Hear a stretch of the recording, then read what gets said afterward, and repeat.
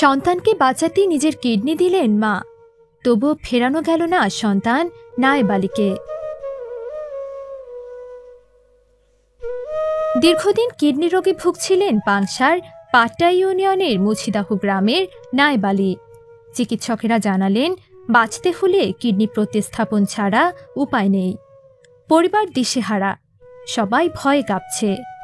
কিন্তু এক মুহূর্ত দেরি করেননি নায়েবের মা। পরে ২৬ আগস্ট রাতে ঢাকার সিকেডিইউ হাসপাতালে সফলভাবে সম্পন্ন হয় অপারেশন। খবর ছড়িয়ে পড়তে এলাকায় ছড়িয়ে পড়ে স্বস্তি আর আনন্দ। সবাই ভাবল মা তার ত্যাগ দিয়ে ছেলের জীবন ফেরালেন। ২ মাস নায়েব ধীরে ধীরে ভালো হচ্ছিলেন, কিন্তু শেষ পর্যন্ত ভাগ্যকে জিতিয়ে দিতে পারলেন না।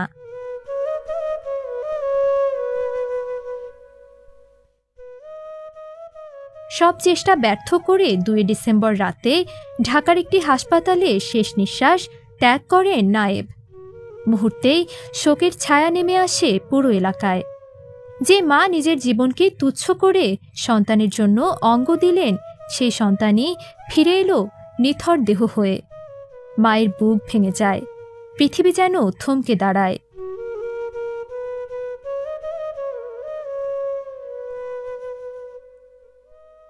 কিডনি আমার আম্মু দান করছে, আমার আম্মুর সাথে ম্যাচিং হয়েছে। আমরা অনেক জায়গা খুঁজেছি, পাইনি। শেষ পর্যন্ত মায়ের সাথে ম্যাচিং হয়েছে, মাই দিতে রাজি হয়েছিল। আমরা গত ৩ মাস আগে কিডনি ট্রান্সফার করছি।